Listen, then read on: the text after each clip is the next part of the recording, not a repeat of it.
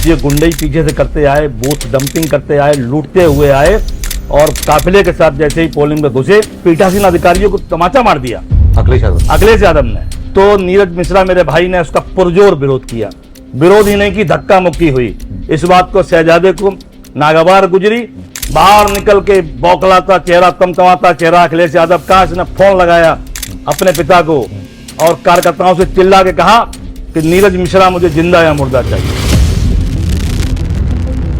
और सामने जो रक्षक के रूप में पुलिस काम कर रही थी वो भक्षक बन गई। अच्छा, पुलिस उस समय जो है पकड़ के कार्यकर्ताओं को सौंप दिया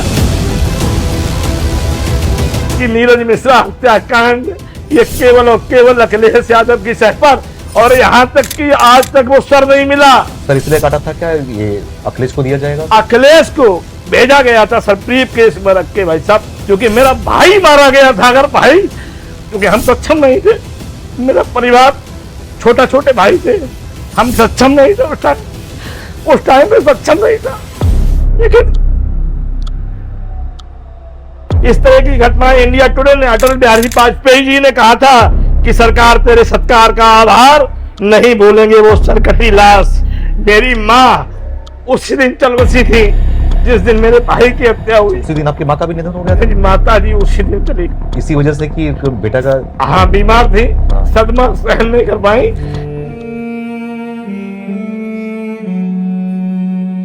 इतना बेखौफ होके इन्होंने दुर्दांत तरीके से मेरे परिवार पर तबाह किया।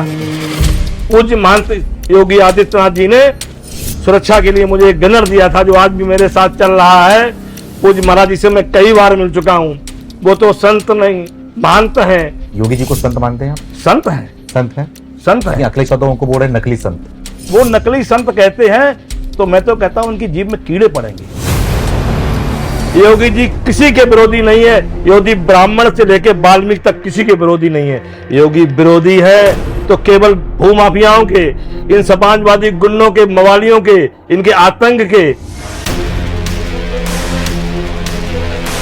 मैं इसके सामने दो हाथ करने को तैयार हूं, इनकी कोई औकात नहीं है। अच्छा, चैलेंज कर रहे हैं आप? मैं चैलेंज कर रहा हूं,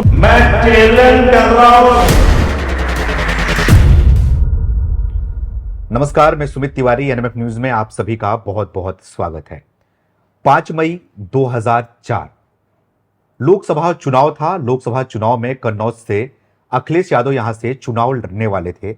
अखिलेश यादव नए नए आए थे ऑस्ट्रेलिया से पढ़ाई कर और उनके पिता मुलायम सिंह यादव उस दौरान मुख्यमंत्री थे।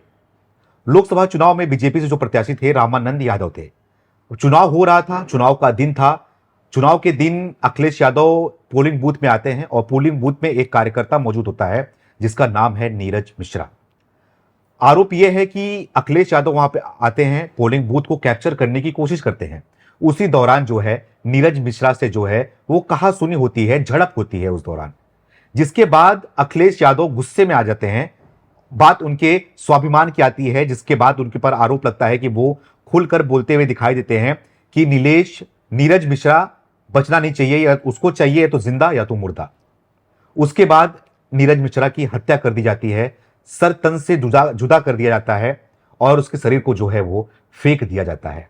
उसके बाद पूरे प्रदेश भर में जो है इसका माहौल बनता है। पूरे प्रदेश भर में जो है लोग अखिलेश यादव के बारे में बोलते हुए दिखाई देते हैं। आज हमारे साथ बातचीत करने के लिए नीरज मिश्रा के भाई मुनीश मिश्रा जी जुड़े हुए हैं, जो कि उनके बड़े भाई हैं और ये भी पार्टी से जुड़े हुए हैं, बीजेपी से हैं। उस दौरान भी एक कार्यकर्ता थे और नीरज मिश्रा भी कार्यकर्ता थे। तो जिस तरीके से नीरज मिश्रा की हत्या की गई अखिलेश यादव के धमकी के बाद, तो क्या कुछ कहना चाहेंगे और क्या कुछ घटना हुई थी, सीधा इनसे जानते हैं। और ये भी जानेंगे कि जब से योगी आदित्यनाथ जी मुख्यमंत्री बने हैं उसके बाद से कितना माहौल बदला है इनके कन्नौज का, और इनके साथ क्या कुछ हुआ है, न्याय इनको मिल पाया है या फिर नहीं मिल पाया है। इन्हीं सारे विषयों में बातचीत होगी। मुनीश मिश्रा जी, आपका हमारे चैनल में स्वागत है। आपके पास आज हम आए हैं, जो 5 मई 2004 को घटना घटी थी, आपके छोटे भाई की हत्या कर दी गई थी। आप सीधे खुलकर बोलते हुए दिखाई देते हैं कि आपके भाई की हत्या जो है वो अखिलेश यादव कराते हैं। बिल्कुल सत्य बात है। लोकसभा का चुनाव 5 मई 2004 को चुनाव चल रहा था। अखिलेश यादव जो शहजादे, इनके पिताजी उस टाइम मुख्यमंत्री जी थे, ये शहजादे के रूप में गुंडई समाजवादी गुंडों के साथ पीछे से पोलिंग बटेला, जाफराबाद, कबीरगंज, मदारीपुर के आसपास से घूमते हुए जैसे ही इनका एंट्रेंस कसाबा पोलिंग पे होता है, वहाँ पर पहले से ही मौजूद भारतीय जनता पार्टी कार्यकर्ता के रूप में मेरा भाई जो स्वर्गीय नीरज मिश्रा वहाँ पर भाजपा का एजेंट था और भारतीय जनता पार्टी से प्रत्याशी थे रामानंद यादव। वो जाति के यादव थे लेकिन भारतीय जनता पार्टी के प्रत्याशी थे। हम लोग पार्टी देखते हैं, इसलिए बूथ पर बहुत मुस्तैदी से एक जवान खड़ा था कि जो गुंडई पीछे से करते आए, बूथ डंपिंग करते आए, लूटते हुए आए और काफिले के साथ जैसे ही पोलिंग में घुसे तो नीरज मिश्रा ने इनको रोका। तो इनके जो समाजवादी गुंडे पीछे चल रहे थे उनको ये खराब लगा, स्वयं अखिलेश यादव को ये लगा कि एक नौजवान ने मेरे धक्का लगा दिया। धक्का इसलिए लगा दिया कि इसीलिए हम खड़े थे कि हमारे भाजपा की जो पोलिंग है, हमारा जो वोट है, ये गुंडई से वहाँ पे इन्होंने पीठासीन अधिकारियों को तमाचा मार दिया अखिलेश यादव ने, क्योंकि इनके बप्पा, इनके पिताजी मुख्यमंत्री थे। ये शहजादे के रौब में इन्होंने पीठासीन को तमाचा मार दिया। तो नीरज मिश्रा मेरे भाई ने उसका पुरजोर विरोध किया। विरोध ही नहीं की, धक्का मुक्की हुई। इस बात को शहजादे को नागवार गुजरी। इन्होंने वहीं से अपने पिता को फोन लगाया और सामने जो रक्षक के रूप में पुलिस काम कर रही थी वो भक्षक बन गई। कोतवाल उस टाइम का उमाशंकर यादव उनके इशारे पे चल रहा था। पूरी पुलिस वहां पे उनके इशारे पे काम कर रही थी। समाजवादी कार्यकर्ता की तरह से पुलिस काम कर रही थी। उमाशंकर यादव कोतवाल उस टाइम छिबरा मऊ का था। उन लोगों के सहयोग से बाहर निकल के बौखलाता चेहरा, तमतमाता चेहरा अखिलेश यादव का, इसने फोन लगाया अपने पिता को और कार्यकर्ताओं से चिल्ला के कहा कि नीरज मिश्रा मुझे जिंदा या मुर्दा चाहिए। ये घोषणा कर दी उतने बीच में। तो वहां पर मौजूद कार्यकर्ताओं का उत्साह, उनके समाजवादी आसपास के गांव यादवों के हैं, हमारा भारतीय जनता पार्टी का गांव कसाबा भी है, वहां भी ब्राह्मण हैं, लेकिन सरकार इनकी थी।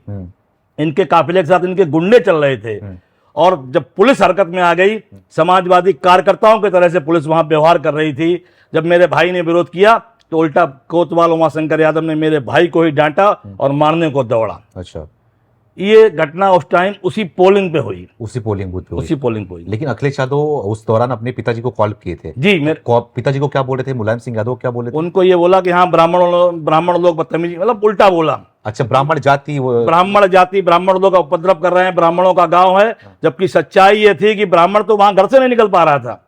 इतना उन्होंने भय और आतंक इनका माहौल यादवों का था, समाजवादी गुंडों का था, सरकार इनकी थी। और शाम से ही एक दिन शाम को ही पोलिंग पे लाठियां पटकना शुरू कर दिया था उमाशंकर यादव ने कि घर से मत निकलना। और जो भाजपा कार्यकर्ता थे उनको घर पे जाके धमकाना। उमाशंकर यादव कौन था? ये कोतवाल, छिबरा मऊ कोतवाली का था। अच्छा, वो स्वयं शाम को भटकाया, कार्यकर्ताओं को हड़काया। तो इतना इन्होंने पहले टारगेट करके इतना भय व्याप्त कर दिया था कि सुबह पोलिंग हो तो केवल समाजवादी का वोट पड़े, गुंडई से पड़े, ये घर से ना निकल पाए भारतीय जनता पार्टी के।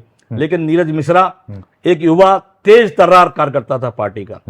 वो दबता नहीं था, झुकता नहीं था। और इनकी आंख की किरकिरी इसीलिए था कि इनकी गुंडई, ये वहां से आते थे शाम को, उनके कार्यकर्ता हमारे गांव में छोटे छोटे दुकानदारों को तहबाजारी करते थे, वसूली करते थे, लेबरों को ले आते थे, दिन भर काम कराते थे और शाम को चल भाई 2 पैसे नहीं, गुंडई से काम कर। ये अत्याचार में उसने आवाज उठाई थी इन अखिलेश यादव के गुंडों के खिलाफ, समाजवादी लोगों के खिलाफ, नीरज मिश्रा ने। तो ये आंख की किरकिरी था समाजवादी के लोकल कार्यकर्ताओं का, समाजवादी कार्यकर्ताओं का लोकल आंख की किरकिरी था नीरज मिश्रा। इसलिए बदला लेने के लिए कहीं न कहीं तरीके से कि जिंदा या मुर्दा चाहिए, पहले से ही व्हिप कर दिया था कि नीरज मिश्रा जब तक रहेगा तब तक ये कसाबा की पोलिंग हम कभी लूट नहीं पाएंगे, क्योंकि उसके साथ नौजवान था, उसके साथ नौजवानों की टीम भी थी। अच्छा, लेकिन अब जब सरकार खड़ी हो जाए, पुलिस खड़ी हो जाए, विजय मीणा उस टाइम कप्तान थे जिले के, बाद में घटना के बाद आए, तो ये जब जैसे ही पोलिंग खत्म हुई 5 बजे के बाद भाई अंदर चला गया तो इनके कार्यकर्ताओं ने घेर के उसको पकड़ लिया। ये चुनाव के बाद, पोलिंग के बाद हाँ। घेर के उसको पकड़ लिया। अब चूंकि वो अकेला था, उसके पास उस टाइम असला था, डबल बैरल था, लेकिन असला जमा करा लिया गया था। हाँ। टारगेट करके रोज पुलिस दरवाजा सिपाही आए कि जमा करिए, तो जमा कर दिया था। असला भी उसके पास नहीं था, अकेला था, अपने ट्यूबवेल की तरफ जा रहा था। इनके कार्यकर्ताओं ने घेर के, और उस टाइम उमाशंकर यादव कोतवाल, एक मंगल सिंह सिपाही था, एक जर्मन सिंह सिपाही यादव जो स्वयं सौरिक में हमने उसको नॉमिनेट भी किया था अपनी FIR में, वो दोनों थे। और जो ये अंगद सिंह सिपाही था, मंगल सिंह, ये उनका दामाद था, कबीरगंज जो मुल्जिमान जो हमारे हैं। अच्छा। उन्होंने घेर के उसको पकड़वा दिया, और पकड़ के पुलिस वाले ने भी पकड़े और देख के उनके कार्यकर्ताओं को दे दिया। अच्छा, पुलिस उस समय जो है पकड़ के कार्यकर्ताओं को सौंप दिया, कार्यकर्ताओं को सौंप दिया। और कार्यकर्ताओं ने मारते मारते क्रूरतम वो हत्या, भाई साहब, वो मैं भूल नहीं पा रहा हूं कि मेरे भाई का रोमा रोमा पे लाठियां बजाई इन्होंने। इसके बाद जब बेरहमी से मार डाला और लाश को घसीटते हुए एक बगल में ईसन नदी पड़ती है गांव के बाहर, उस पर ले जाने के लिए उसी मंगल सिंह सिपाही ने यह ज्ञान दिया कि ये लाश, साक्ष्य छुपाने के लिए ये लाश गायब कर दो, और उसी ने ज्ञान दिया कि सिर विहीन कर दो। धड़ से लाश अलग कर दी गई। क्या बीती होगी मेरे भाई पे, भारतीय जनता पार्टी के कार्यकर्ता पे, इसलिए कि केवल भारतीय जनता पार्टी का कार्यकर्ता था। इतनी मवाली गुंडागर्दी से इन लोगों ने, बेरहमी से मेरे भाई को समाजवादी गुंडों ने, और मैं साथ में कह रहा हूं कि पुलिस वालों की सह पर कोतवाल के सामने पुलिस देखती रही और मेरे भाई की निर्मम हत्या होती रही। गांव वाले आसपास, इनका आतंक था, पूरे जिले का फोर्स बुला लिया था इन्होंने। आसपास बटेला गांव के आसपास कोई निकला नहीं। हमारे गांव पे इन्होंने ऐसी घेराबंदी करी थी पुलिस की कि घर से कोई निकल ना पाए। घसीटते हुए, कूटते हुए, पीटते हुए, मारते हुए, बेरहम से हत्या करके, और इन्होंने सर विहीन कर दिया, और उस सर विहीन लाश को एक नदी में जाके डाल दिया। इसलिए डाल दिया कि ये सरविहीन लाश नहीं मिलेगी तो कोई मुकदमा नहीं होगा, कोई साक्ष्य नहीं होगा। लेकिन मैं याद करता हूं, स्वर्गीय राम प्रकाश त्रिपाठी भारतीय जनता पार्टी के कद्दावर के नेता थे, प्रदेश के नेता थे। वो वर्तमान में विधायक थे, पूर्व मंत्री थे, मेरे पिता तुल्य थे। उनके सहयोग से जब हजारों कार्यकर्ता कसाबा की तरफ कूच किया है, कसाबा जब पहुंचा है कार्यकर्ता, तो नदी में उस टाइम जो CO महोदय थे, मोहम्मद गफ्फार खां, वो असील व्यक्ति था। उसने देखा कि बहुत ज्यादा बवाल हो जाएगा, तो कार्यकर्ताओं को दूर से कहा कि आगे मत बढ़ जाना। जब कंजड़ों के माध्यम से राम प्रकाश त्रिपाठी जी वहां पहुंचे, कंजड़ों के माध्यम से उस लाश को निकलवाया गया, डेड बॉडी रिकवर हो गई। इसके बाद भी इन कार्यकर्ताओं ने गुंडई से छीनने का काम किया, नेताओं ने छीनने का काम किया। लेकिन CO गफ्फार अहमद ने कहा कि नहीं, गोलियां चल जाएंगी, यदि अब ये हुआ यहाँ पर बहुत ज्यादा तांडव हो जाएगा, तो उसने वो लाश को छीनने नहीं दिया। और लाश राम प्रकाश त्रिपाठी के सहयोग से, हजारों भारतीय जनता पार्टी के सहयोग से, वो लाश की डेड बॉडी वहां से गांव से आते हुए छिबरा मऊ कोतवाली में आई।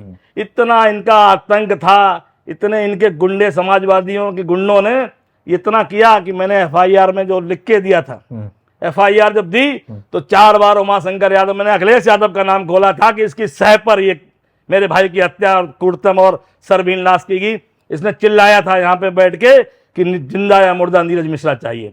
एप्लीकेशन जो लिख के दी उसने 4 बार फाड़ी भाई साहब, और उसने अखिलेश यादव का नाम हटा दिया। और यहाँ तक कि मैंने सिपाही जर्मन सिंह यादव को भी उसमें नॉमिनेट किया था, यादवों और 5-6 यादवों को किया था। तो जर्मन सिंह सिपाही को विवेचना में हटा दिया गया। पुलिस तो उनकी थी, तो बाद में विवेचना CBCID की जगह CBI नहीं, CBCID को दे दी, विवेचना को लंबित करने के लिए। छोटे सिंह यादव पूर्व सांसद थे, उनकी रिकमेंडेशन पर CBI वो जांच CID को दे दी गई, जो जांच लंबित हो जाए। CBI नहीं, CID को दे दी, जो चूंकि CID आप समझ सकते हैं कि को वो अधीन होती है कि उस जांच को लंबित करने के लिए। अच्छा।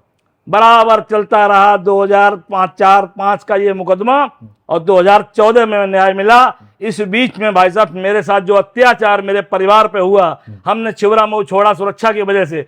आज भी ये हमारे जो मुल्जिमान हैं खुलेआम घूम रहे हैं। अच्छा।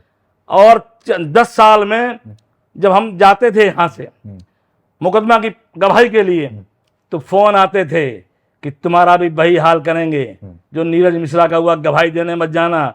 तो मैं गाड़ियां बदल के, कोई रास्ता बदल के हमने गवाही दी। हम झुके नहीं, बिके नहीं, डिगे नहीं, क्योंकि मेरा भाई मारा गया था। अगर भाई का बदला कानून, क्योंकि हम सक्षम नहीं थे, मेरा परिवार छोटे भाई थे, हम सक्षम नहीं थे उस टाइम में सक्षम नहीं था। लेकिन वहां तक जाके हमने गवाहियां की, हमारे भाइयों ने गवाहियां की, और गवाही के बाद इन्होंने एक जज सेठा इटावा के आए थे, वो उनके परिवार के बहुत करीबी थे, तो वो जजमेंट हमने देखा मेरे खिलाफ जाएगा, हम हाई कोर्ट चले गए और वो जजमेंट को रुकवा दिया। बाद में सूर्य प्रकाश शुक्ला स्थान यहीं पे थे, मुंशी मजिस्ट्रेट, उनको वो पूरा घटनाक्रम पूरा याद था। जब 2014 में वो जब आए डीजे बन के, उनकी अदालत में फैसला हुआ और उन्होंने मुझे न्याय दिया, आजीवन कारावास उन सब मुसलमानों को हुआ। और उस दिन 2014 में मेरे परिवार को न्याय मिला, जो मेरे भाई की निर्मम हत्या और क्रूरतम हत्या इस समाजवादी गुंडों ने आज अखिलेश ब्राह्मणों के हितैषी बना घूम रहा है। ये मुंगेरी लाल के हसीन सपने देख रहे हैं कि ब्राह्मण पूरे देश का, पूरे प्रदेश का भारतीय जनता पार्टी के साथ है। वो नहीं भूला है कि नीरज मिश्रा हत्याकांड ये केवल और केवल अखिलेश यादव की सह पर, और यहां तक कि आज तक वो सर नहीं मिला, और सर को ब्रीफ केस में रखकर इस अखिलेश यादव को खुश करने के लिए कार्यकर्ताओं ने सर इसलिए काटा था क्या ये अखिलेश को दिया जाएगा? अखिलेश को भेजा गया था सर ब्रीफ केस में रख के। भाई साहब सभी अखबारों ने छापा था, ये जो मीडिया है इंडिया टुडे ने छापा था, इस तरह की घटनाएं इंडिया टुडे ने, अटल बिहारी वाजपेयी जी ने कहा था कि सरकार तेरे सत्कार का आभार नहीं भूलेंगे वो सरकटी लाश। मेरी माँ उसी दिन चल बसी थी जिस दिन मेरे भाई की हत्या हुई। उसी दिन आपकी माँ का भी निधन हो गया था? मेरी माता जी उसी दिन चली गई, इसी वजह से कि एक बेटा का, हाँ बीमार थी, सदमा सहन नहीं कर पाई। अखबारों ने छापा था कि उधर पुत्र की हत्या हुई, उधर माँ भी चल बसी। इतना बेखौफ होके इन्होंने दुर्दांत तरीके से मेरे परिवार पर जो तबाह किया। मेरा ट्यूबवेल की लाइन, हमारा कुछ बिल बकाया हो गया था, तो इन लोगों ने केबल नहीं कनेक्शन की लाइन उतार दी कि समझौता करो। मेरे असला नष्ट कराए गए, केवल समझौता करो। लेकिन भाई से बड़ा कोई नहीं होता, तो इन्होंने प्रलोभन भी दिया, पैसा देने का भी प्रयास किया, भाइयों को नौकरी देने का प्रयास किया, लेकिन मैं पिका नहीं, डिगा नहीं, झुका नहीं। और भाई का कानून के आधार पे मैंने इनसे आजीवन कारावास, तब मुझे छाती ठंडाई। मेरे परिवार को उस दिन न्याय मिला जब नीरज मिश्रा के कातिलों को आजीवन कारावास हुआ, लेकिन हाई कोर्ट से वो अब अपील पे हैं। उनका भय और आतंक व्याप्त है। मुझे आज भी सुरक्षा के लिए उनका जान माल का खतरा है। जब हमारी 17 में सरकार बनी तो माननीय पूज्य महाराज योगी जी से मैं मिला, मिलने के बाद मैंने अपनी बात कही तो उन्होंने जांच के भी आदेश दिए थे, और सुरक्षा के लिए पूज्य महंत योगी आदित्यनाथ जी ने सुरक्षा के लिए मुझे एक गनर दिया था, जो आज भी मेरे साथ चल रहा है। पूज्य महाराज जी से मैं कई बार मिल चुका हूँ। वो तो संत नहीं, महंत हैं, योगी हैं, गोरक्ष पीठाधीश्वर हैं। और जो लोग कहते हैं कि महाराज जी ब्राह्मण विरोधी, जो अभी नैरेटिव फैलाया जा रहा है समाज में कि योगी जी ब्राह्मण विरोधी हैं, योगी जी किसी के विरोधी नहीं है। योगी ब्राह्मण से लेकर वाल्मीकि तक किसी के विरोधी नहीं है। योगी विरोधी है तो केवल भूमाफियाओं के, इन समाजवादी गुंडों के, मवालियों के, इनके आतंक के, जो आतंक करते हैं समाज में, जिनका भय और व्याप्त है, ऐसे लोगों के विरोधी हो। वो ब्राह्मण से लेकर वाल्मीकि तक। योगी जी जाति और धर्म से ऊपर उठकर कानून का राज स्थापित, जब से भारतीय जनता पार्टी की सरकार बनी है तब से समाजवादी गुंडों के हौसले पस्त हुए हैं। आप ये बताइए मुझे कि अखिलेश यादव की, मुलायम सिंह यादव की सरकार थी, उन्हीं के बेटे अखिलेश यादव थे। अखिलेश यादव जो है वो ऑस्ट्रेलिया से पढ़ाई करके आए थे, नौजवान थे। विदेश से पढ़ के आया हुआ युवक इस तरह की काम करा सकता है, आपको लगता है? डीएनए, समाजवादी का डीएनए कभी नहीं बदल सकता। इनकी सरकारों में हत्या, अपहरण, डकैती, बलात्कार उद्योग हो गए। माताओं बहनों की सैफई में नाच करवाया करते थे। सैफई जो महोत्सव करवाते थे, वहां पे आपको याद होगा कि जब सैफई महोत्सव चल रहा था, माननीय मुलायम सिंह और ये नौजवान शहजादे जब वहां पे नाच गाना देख रहे थे, बम्बई से डांसर बुलाया जाते थे, उस टाइम घिरौर के बीच में 36 बसों को घेर के लगातार लूटा गया था। माता बहन की इज्जतें, भाई के सामने बहन की आबरू, पति के सामने पत्नी की आबरू, ये लूटने का काम इन समाजवादियों ने की। इनके डीएनए में, ये चाहे ऑस्ट्रेलिया पढ़ के आ जाएं, ये लंदन पढ़ के आ जाएं, लेकिन समाजवादी का जो खून है, उस टाइम इनका माहौल था हल्ला बोल कि खुली दुकान हमारी और बंद तुम्हारी। हर तरह से आसपास के जनपदों में तमाम तरह के बनियान जो करेल में आसपास में यहाँ से पलायन कर गए, इनका आतंक की वजह से पलायन कर गए। सपा के कार्यकर्ताओं का नारा था, सपा के कार्यकर्ताओं था खुली दुकान तुम हमारी, अगर तुमने खोल दी बंद तुम्हारी। अच्छा। तो भाग गए, पलायन कर गए, बंद कर गए, तो फिर उसमें कब्जा कर लिया। अच्छा। ये समाजवादियों को कल्चर रहा है। ये पढ़ने लिखने भाई साहब, इनसे तो कह दिया गया है कि परमात्मा ने भी इनके ऊपर आशीर्वाद है कि उठबो बुलबो बैठबो लया विधाता छीन। इनके डीएनए में, वो कल्चर में ये है कि किस तरीके से गुंडई। आज ये मुंगेरी लाल के हसीन सपने देख रहे हैं कि सत्ता में वापसी। मैं कह रहा हूं कि अभी नहीं और 20 साल तक वापसी नहीं। जो मोदी जी का सपना 2047 में, 2047 में भारत नंबर 1 बने राष्ट्र, उसमें मोदी योगी। मैं उस पर आऊंगा, उस पर बात करूंगा। उसके पहले फिर से मैं आपके भाई पे आऊंगा और आपके परिवार पे आऊंगा कि आप बता रहे थे कि जब आपके भाई नीरज मिश्रा की जब हत्या हुई, सर काट दिया गया, सर तन से जुदा कर दिया गया और उनके सर को आपके बोलने के अनुसार जो है वो ब्रीफ केस में अखिलेश यादव को पहुंचाया गया, अखिलेश यादव को खुश करने के लिए। और आपके भाई के जो तन, जो मरा हुआ शरीर था मारने के बाद, उसको भी और भी छीना रहा था मारने के लिए। तो आपके परिवार में क्या बीत रही थी? आपके परिवार में कितने लोग थे, कितने आपके भाई थे? और थोड़ा नीरज मिश्रा के बारे में बताइए, वो किस तरीके का युवक था, क्या करता था और क्या? नीरज मिश्रा इस टाइम एक समाज सेवक था। हाँ। गौरक्षा प्रमुख भी था। अच्छा, गौरक्षा प्रमुख था। हाँ। जिले का। हाँ। और भारतीय जनता पार्टी का सक्रिय कार्यकर्ता था। अच्छा। समाज में वो उसके युवाओं के साथ उसकी अच्छी टीम थी।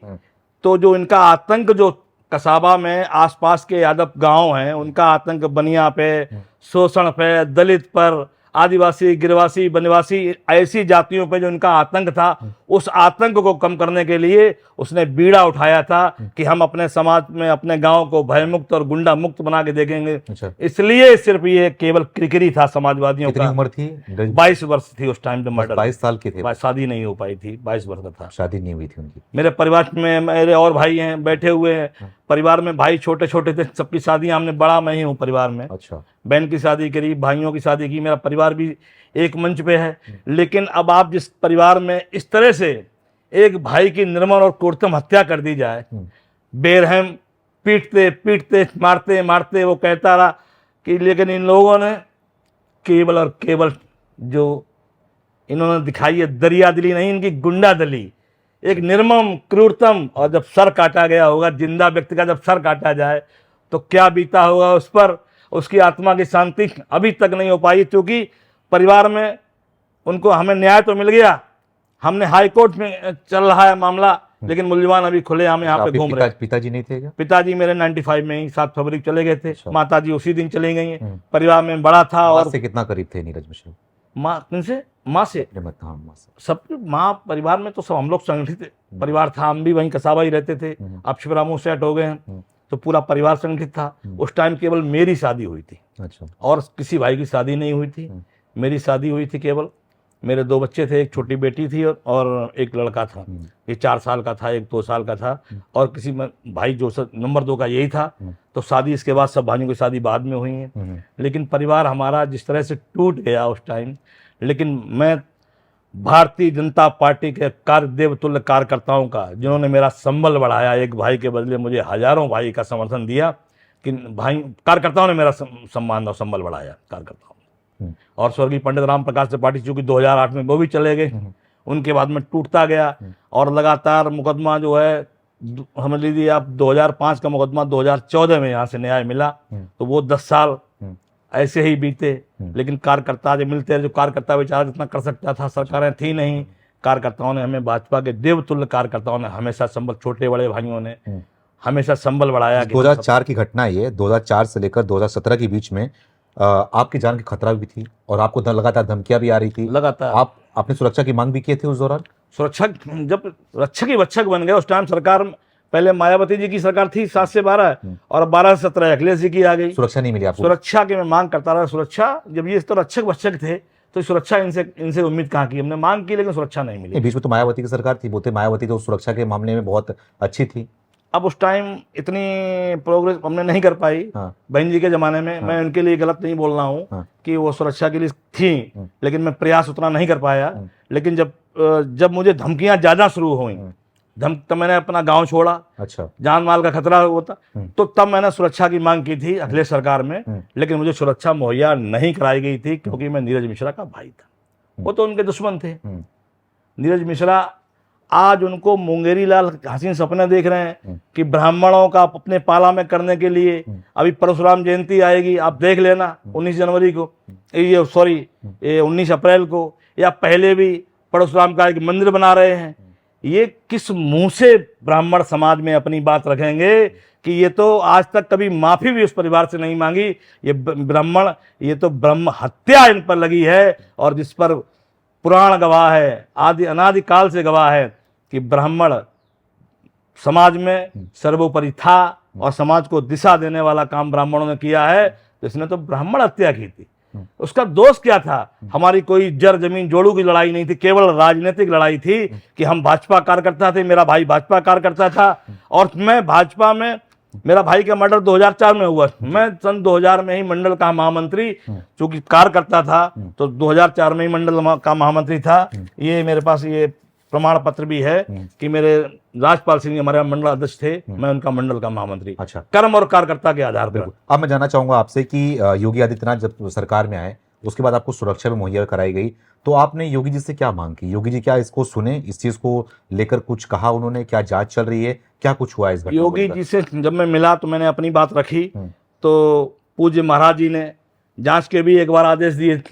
तत्काल मुझे सुरक्षा के लिए सुरक्षा उपलब्ध कराई, जो आज भी चल रही है। हमने महाराज जी मुझे निःशुल्क सुरक्षा चाहिए, तो आज भी उन्होंने निःशुल्क सुरक्षा दी है उनकी कृपा से।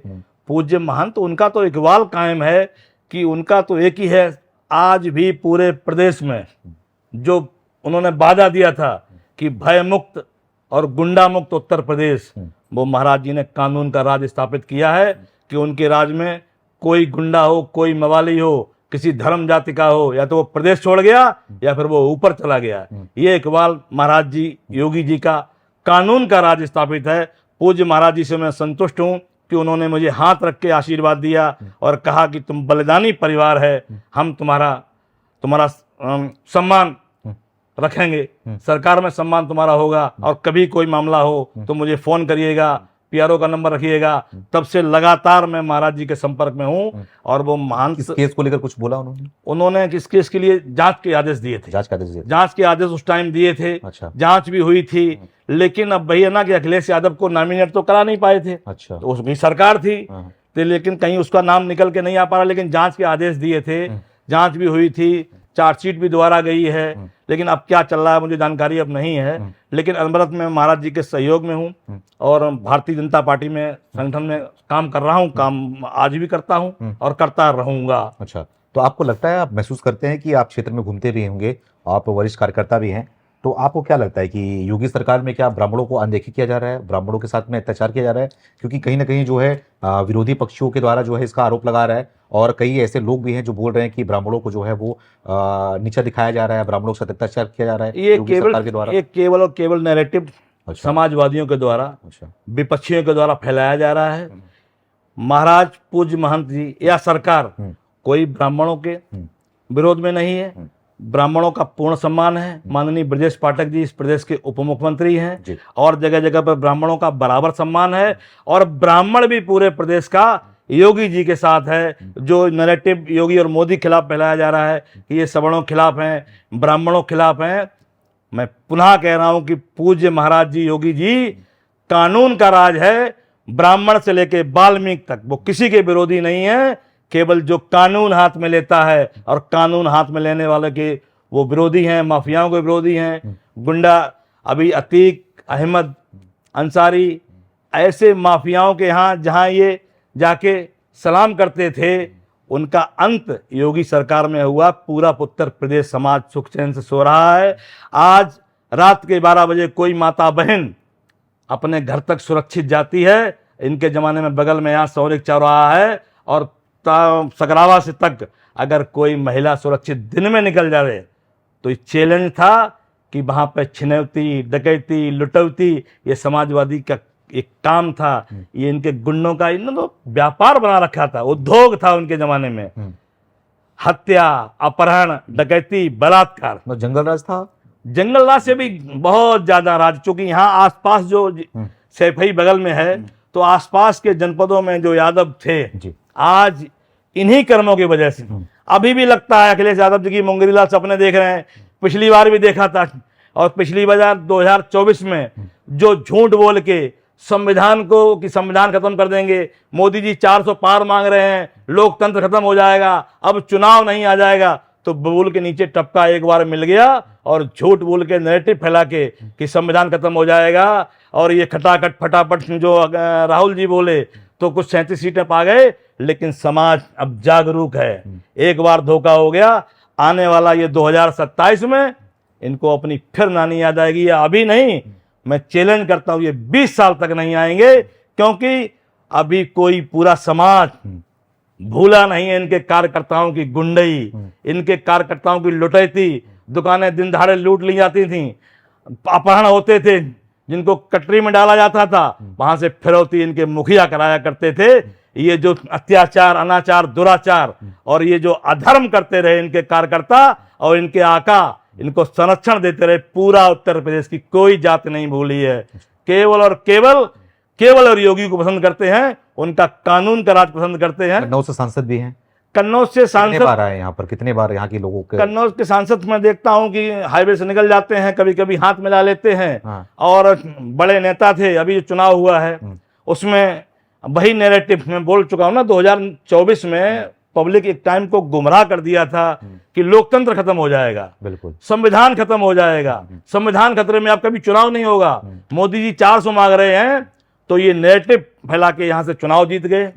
और अखिलेश यादव नैरेटिव फैला के, और ये अब दोबारा चुनाव होगा तो फिर लड़के देख लें। अच्छा, चैलेंज कर रहे हैं आप? मैं चैलेंज कर रहा हूँ, कैमरे पे देख के बोलिए जो बोल रहे हैं। अखिलेश यादव, मैं तो कह रहा हूं कि मैं भारतीय जनता पार्टी का वर्तमान में जिले का उपाध्यक्ष हूं और 30 साल से पार्टी में काम कर रहा हूं।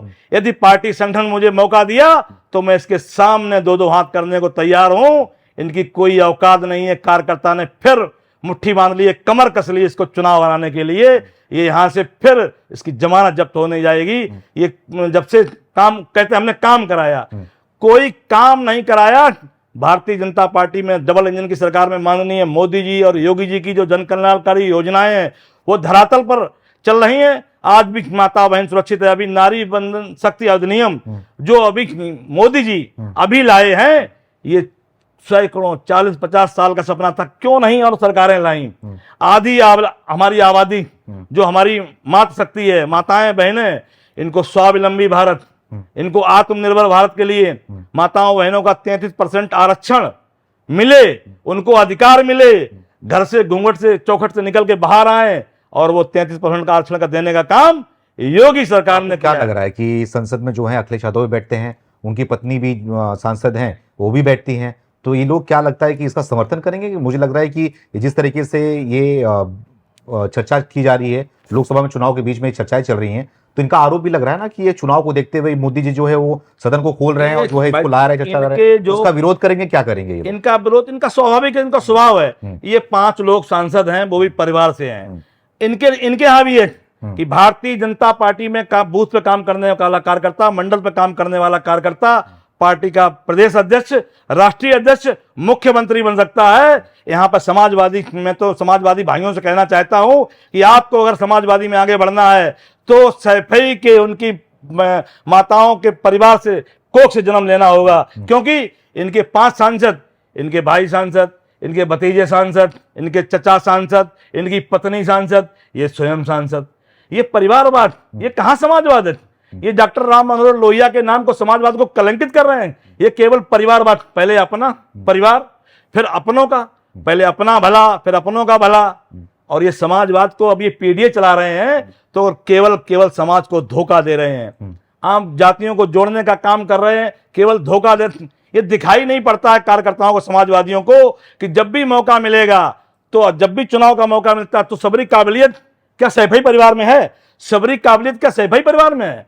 इनको तो जन्म लेना पड़ेगा, उनकी माताओं के परिवार से जन्म लें, तब मौका देखें कि हम भी सांसद विधायक बनेंगे। लेकिन मैं सपना देख रहा हूं, और भारतीय जनता पार्टी का सपना कार्यकर्ता प्रत्येक दूध वाला देख सकता है कि वो भी विधायक बन सकता है, एमएलसी बन सकता है, सांसद बन सकता है, और संगठन में प्रदेश का अध्यक्ष और राष्ट्रीय अध्यक्ष बन सकता है। ये भारतीय जनता पार्टी पार्टी नहीं, एक विचारधारा है। हम राष्ट्र को प्रथम मानने वाले कार्यकर्ता हैं। हमारा सौभाग्य है कि हम भारतीय जनता पार्टी दल में कार्यकर्ता हैं। लेकिन इनके यहां पहले अपना, फिर अपनों का, और फिर जो उनके आसपास के जो हैं उनका भला होने वाला है। केवल और केवल समाज को आने का काम अखिलेश यादव कर रहे हैं। मैं चैलेंज देता हूं कि ये मुंगेरी लाल के सपने देख रहे हैं, केवल वो सपने ही देखते रह जाएंगे। वो आज नहीं, 27 की बात छोड़ दें, बिल्कुल 20 साल में नहीं आएंगे। कि योगी आदित्यनाथ कई ऐसे मंचों से, खुले मंचों से बोलते हैं कि लाल टोपी काले कारनामे। तो आप मानते हैं कि ये लाल टोपी काले कारनामे इनके होते थे, और अभी भी क्या होते हैं काले कारनामे? ये केवल छुपाने के लिए, ये केवल दबाने के लिए। हाँ। अब कि लोग भूल गए, ये जमाना नहीं भूलता है। जो समाजवादियों ने जो लोगों को उनके घर में पकड़ाव करा के, सुबह बच्चा स्कूल जाता था, सुबह बच्चा स्कूल गया, शाम को उस माँ बहन को चिंता होती थी कि मेरा बच्चा सुरक्षित घर पे आया कि नहीं आया। ये कारनामे थे इनके, इनकी अपहरण, फिरौती। मैं कह रहा हूं कि इनकी ये कारनामों को छुपाने के लिए लाल टोपी लगा रहे हैं, समाज को गुमराह करने के लिए लाल टोपी लगा रहे हैं। और मैं इनको चैलेंज देना चाहता हूं, अखिलेश यादव को चैलेंज देना चाहता हूं कि अभी चुनाव करा लेंगे, कहीं चुनाव में नहीं है। इनका ये भीड़ तो दिखाई पड़ती है कि जितने घर में 6 हैं, चाहे ये पश्चिम में रैली करते हैं तो वो गाड़ियों से वहां चले जाते हैं, पूर्वांचल में रैली करेंगे तो वो वहां चले जाएंगे।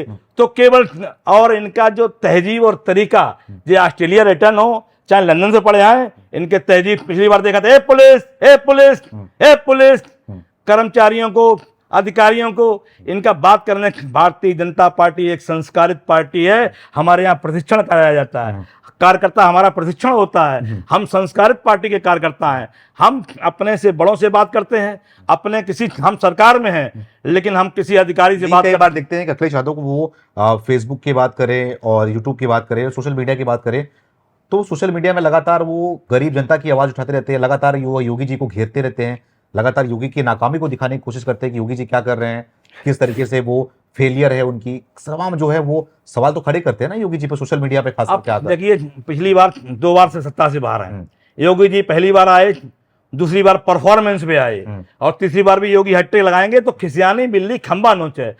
मुद्दा ही नहीं, कोई मुद्दा विपक्ष के पास नहीं है, समाजवादियों के पास कोई मुद्दा नहीं है। बोले तो बोले क्या, केवल विरोध के लिए विरोध करना। अच्छा, केवल विरोध, चाहे वो संसद में हो चाहे विधानसभा में हो, केवल विरोध कि हमें विरोध दर्ज कराना है, विरोध के लिए विरोध दर्ज करना इनकी मानसिकता बन गई है। मुद्दा विहीन विपक्ष हो गया है, कोई मुद्दा नहीं है। आज पूरा समाज, आदिवासी, गिरवासी, वनवासी, शोषित, दलित, सबके साथ न्याय हो रहा है, कानून का राज है।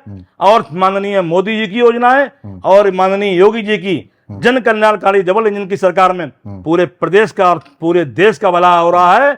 और विश्व स्तरीय नेता हमारे मोदी जी, जो आज पूरे विश्व में, विश्व पटल पर छाए हुए हैं, और हमारे देश का सम्मान। पहले आप देखा करते थे विश्व में कि विश्व में भारत के मानचित्र को एक बीमारू देश, एक बुढ़िया दिखाया करते थे कि बीमारू है, वैसा देश है। लेकिन आज हमारे मोदी जी जब जाते हैं, योगी जी को संत मानते हैं? मोदी जी को, योगी जी को संत मानते हैं आप? संत हैं, संत हैं, संत हैं। अखिलेश यादव उनको बोल रहे हैं नकली संत। अब यही तो है ना कि अब ये तो समाज है, लोकतंत्र है, कुछ भी बोले। ये भारतीय जनता पार्टी लोकतंत्र को मानने वाली पार्टी है, तो लोकतंत्र में वो नकली संत कहते हैं, तो मैं तो कहता हूं उनकी जीभ में कीड़े पड़ेंगे। ऐसे संत जो योगी है, जिसने कोरोना काल में जिनके पिताजी की मृत्यु हुई और उन्होंने समाज के हित, जो हमारे विदेशी में भारतीय फंसे हुए थे, उनको लाने का काम मोदी योगी जी नोएडा में लगे हुए थे मुस्तैदी से। अगर ये वास्तव में कर्मयोगी हैं तो कोरोना जैसे काल में जब त्रासदी आई थी तो कोई समाजवादी दिखा दे, कहीं पे किसी ने ऑक्सीजन सिलेंडर दिया हो, कहीं पे किसी ने कोई राशन भिजवाया हो, कोई काम किया हो। केवल बोलने के लिए कुछ भी कहें, ये कर्म योगी बाबा महाराज पूज्य योगी कर्म योगी हैं। वो अपने पिताजी की अंतुष्टि में नहीं गए और कर्म योगी की तरह अपना कर्म समझा कि प्रदेश की जनता ही उनका परिवार है, उनका कोई परिवार नहीं है। अच्छा। और महाराज जी संत हैं, संत की कोई जाति नहीं होती है। लेकिन वो तो ये बोल रहे हैं ना कि योगी आदित्यनाथ जो है वो पीडीए को लूट रहे हैं, पीडीए के पदों को लूट रहे हैं। खास करके वो जो है दलितों की बात कर रहे हैं, पिछड़ों की बात कर रहे हैं, तो इनकी बात कर रहे हैं ना, तो बोल रहे हैं कि वो पीडीए को लूट रहे हैं, उनके पदों को लूट रहे हैं, जो नोएडा में भी कांड हुआ उसको लेकर। उनको वो भी गलत बयानबाजी कर रहे हैं। हाँ। ये बेबुनियाद और निराधार उनका बयान है। हमारे यहाँ पीडीए का भी सम्मान है। हमारे केशव प्रसाद मौर्य हमारे उप मुख्यमंत्री हैं। लगातार हमारे सभी जातियों का, हमारे मैं जनपद कन्नौज की बात कर रहा हूं, यहाँ पे 8 ब्लॉक प्रमुख हैं और 8 जातियों में ऐसे ब्लॉक प्रमुख बनाए गए हैं। एक सब्जी बेचने वाला बाथम, एक कठेरिया, एक पाल समाज से, एक ब्राह्मण समाज से, एक लोधी समाज से, एक छत्री वर्मा समाज से। और जब इनकी सरकार थी, मैं बता दूं 8 ब्लॉकों में क्या होता था, 8 के 8 ब्लॉक समाजवादी यादव लड़ते थे और वो निर्विरोध जीतते थे। और अगर कहीं पे हरिजन सीट है तो उनके ड्राइवर ब्लॉक प्रमुख बनते थे। ये अंतर है समाजवादी और भारतीय जनता पार्टी में कि भारतीय जनता पार्टी सर्व समाज की पार्टी है।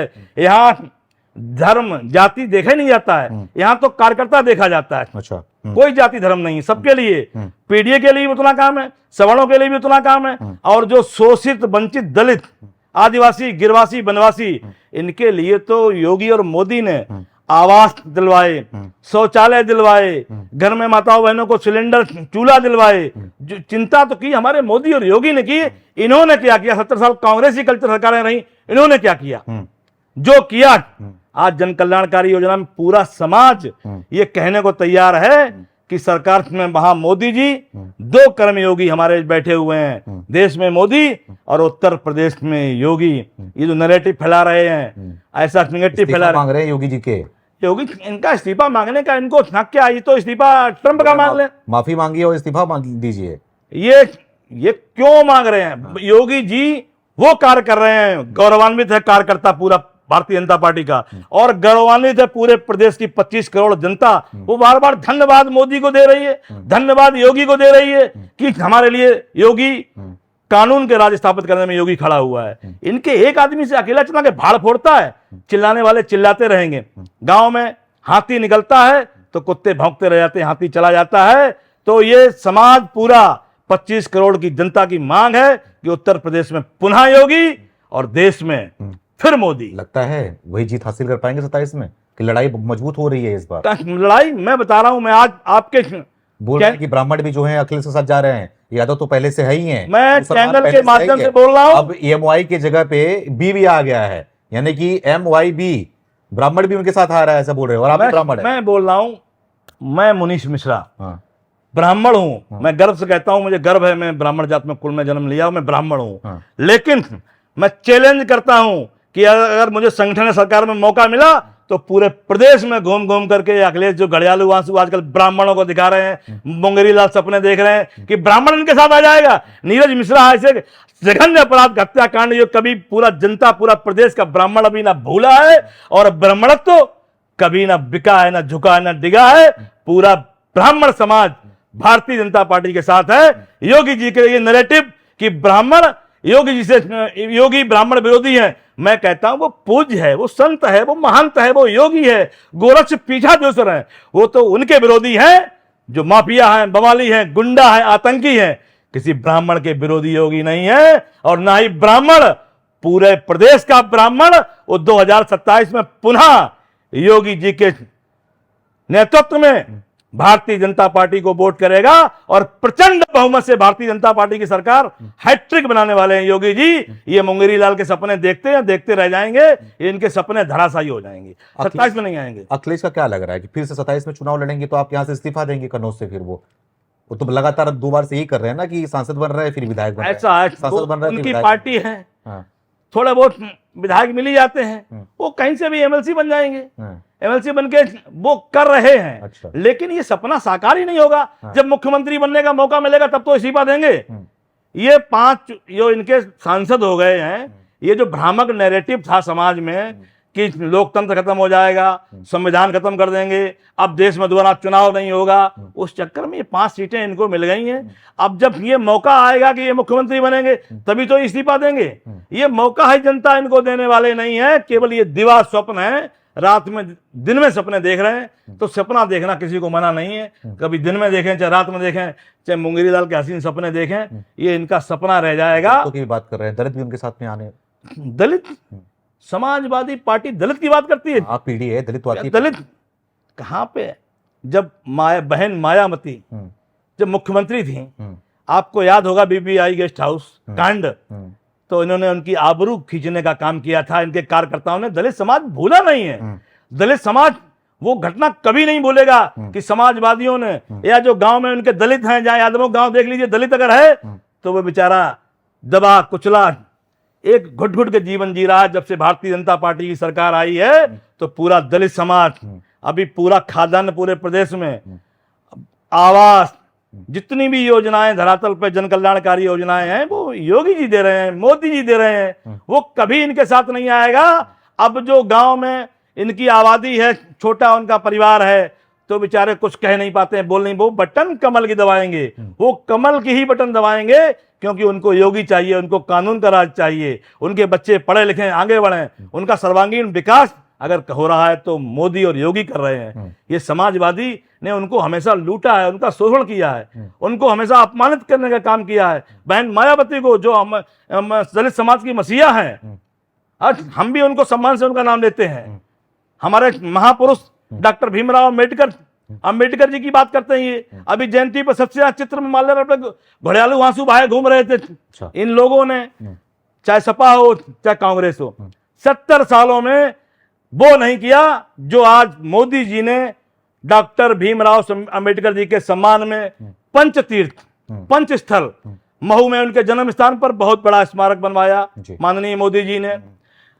जब ये बॉम्बे में, जहां पे इन्होंने दीक्षा ग्रहण की, वहां पे बहुत बड़ा स्मारक बनवाया, माननीय मोदी जी ने उनका सम्मान किया। लंदन में पढ़ने गए, वहां पे भी मोदी जी ने, सरकार ने, भारत सरकार ने जमीन खरीद कर वहां पे बहुत बड़ा स्मारक बनवाया। और दिल्ली में इनकी सरकारों ने उनको जगह नहीं दी थी उनकी अंत्येष्टि चिता के लिए, तो लेकिन मोदी, जहां वो उन्होंने अपना अंतिम सांस ली और जहां उनकी चिता लगी, दोनों जगह, पांचों जगह पे पंचतीर्थ के नाम पे माननीय योगी जी ने, मोदी जी ने ये किया है कि पंचतीर्थ बनवाने का काम। बाबा साहेब भीमराव अंबेडकर को जो सम्मान भारतीय जनता पार्टी ने दिया है, मोदी ने दिया है, कभी सरकारों ने नहीं दिया। भारत रत्न 90 के बाद मिला, कांग्रेस सरकारों में सबको, उनके परिवार के खानदान को मिल गया, लेकिन यहां नहीं मिला। जब 90 में सरकार बीपी सिंह की आई तो भारतीय जनता पार्टी समर्थन में उनको सम्मान देने का, भारत रत्न देने का काम वो भी भारतीय जनता पार्टी के लोगों ने किया। योगी जी की बात करूंगा तो 2017 से लेकर अभी तक उनकी सरकार है, क्या उनकी बड़ी उपलब्धियां मानते हैं आप? योगी जी की खास करके बात करूं तो मैं, योगी जी की पूरे उत्तर प्रदेश में सबसे बड़ी उपलब्धि तो है कानून का राज। अच्छा, सबसे बड़ी उपलब्धि है, जो सबसे बड़ी उपलब्धि है कानून का राज। आज आप देखिएगा पूरे प्रदेश में ये केवल एक एक्सप्रेस जो ने बनवाया था, आगरा और लखनऊ, इसका रोना रोते हैं कि हमने एक्सप्रेस बनवा दिया। आज योगी जी के नेतृत्व में पूरे प्रदेश में हाईवे का, एक्सप्रेस का 10-12 हाईवे पूरे लिंक जोड़ दिया है। 6 घंटे 8 घंटे के रास्ता को 2 घंटे में कर दिया है। ये बहुत बड़ा जो माननीय अटल बिहारी वाजपेयी का सपना था कि पूरे जो ग्राम सड़क योजना माननीय अटल बिहारी वाजपेयी लाए थे, उस सपने को सरकार साकार अगर उत्तर प्रदेश में किया है तो योगी जी ने यातायात सुगम किया है। आम आदमी का 10 घंटे का रास्ता 2 घंटे में किया है। ये सबसे बड़ी दूसरी उपलब्धि है।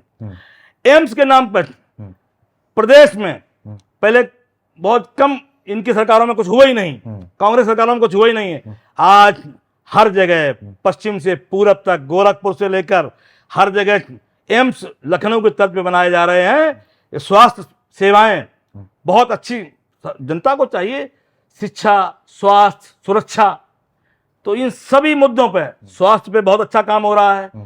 आम जन कल्याणकारी योजनाओं की तरफ स्वास्थ्य विभाग में, योगी जी की सरकार में आम जनमानस से स्वास्थ्य सेवाएं, हर जगह में शौचैया है, हर जगह पूरे प्रदेश में, एम्स में, लखनऊ में स्वास्थ्य सेवाएं बहुत अच्छी हैं। तो स्वास्थ्य सेवाओं में भी ये भी बहुत बड़ी उपलब्धि है। शिक्षा के क्षेत्र में जो जंगल राज, माफिया राज हुआ करता था इनके राज्य में कि केवल फार्म भरो और नकल की टिप्पणी करके नकल ले आओ, सभी एमए एमएड सब, तो इन्होंने शिक्षा को शुचिता बनाकर, शिक्षा के क्षेत्र में योगी जी ने जो काम किया है, नए नए विद्यालयों को जोड़कर, टेक्निकल काम किए हैं, नए नए इंजीनियरिंग कॉलेज, कि हमारा देश का युवा, कि नौजवान ही देश का भविष्य है, कि नौजवान पढ़े, नौजवान आगे बढ़े, नौजवान शिक्षित हो, ये भारत का भविष्य है। तो मोदी और योगी जी के नेतृत्व में, और खासकर योगी जी ने शिक्षा, सुरक्षा और कानून व्यवस्था, और मुख्य रूप से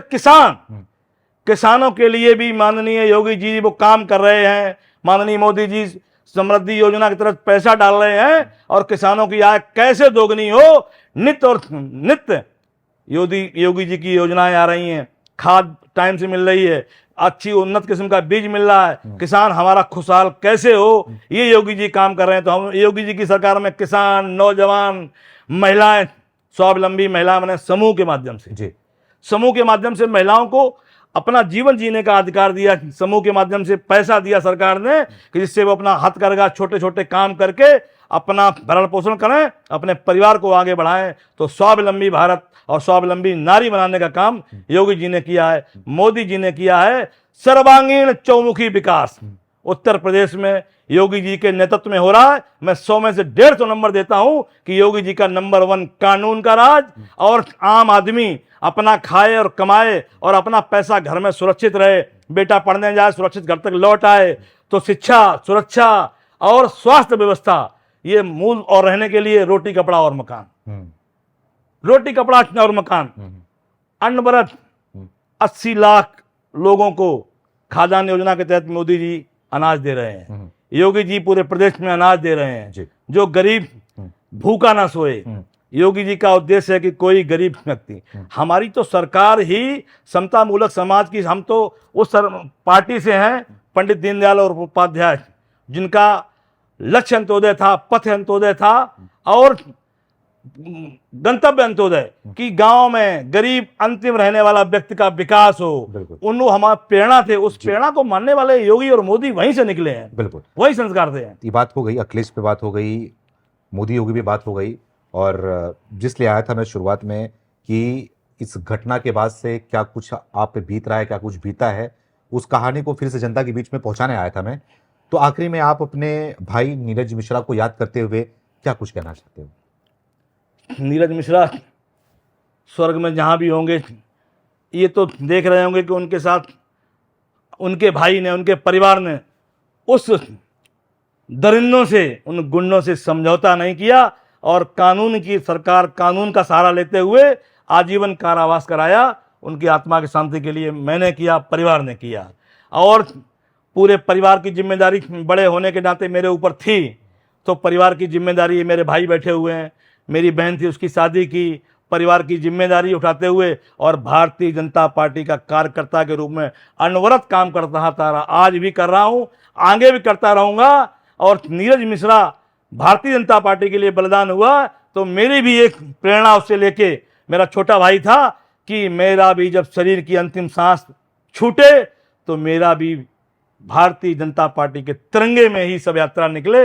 ये मेरी प्रेरणा, मेरा संकल्प है कि मैं अपना भाई, मेरा जो बलिदान भारतीय जनता पार्टी के लिए हुआ था, मैं उसी पार्टी में अनवरत काम करता रहूंगा। नीरज मिश्रा सपना क्या था, क्या करना चाहते थे? नीरज मिश्रा केवल समाज सेवी था। उस टाइम उसका ये सपना था कि मैं समाज को शुचिता, अपने समाज में उस टाइम देखा था ना जो गुंडागर्दी थी, उन गुंडों से मुक्त हमारा समाज हो जाए, इन समाजवादी गुंडों से जो भयमुक्त समाज हो जाए, इनका आतंक समाज हो जाए। आगे चल के गौरक्षा प्रमुख भी बन गया था। उसका सपना था कि गौ माता हमारी माता है, जिसके अंदर पूरा ब्रह्मांड समाहित है। आज योगी जी के सरकार में गौ माता को दर्जा वो मिलने जा रहा है। इनकी सरकारों में तो एक उद्योग ये भी हुआ था कि इनके जो मुस्लिम कसाई कारखाने फ्री चल रहे थे, और जहां भी गौवंश दिखाई पड़ रहा था, उनको कटवाने का काम, उनकी मांस बिचवाने का काम भी एक इनके उद्योगों में था।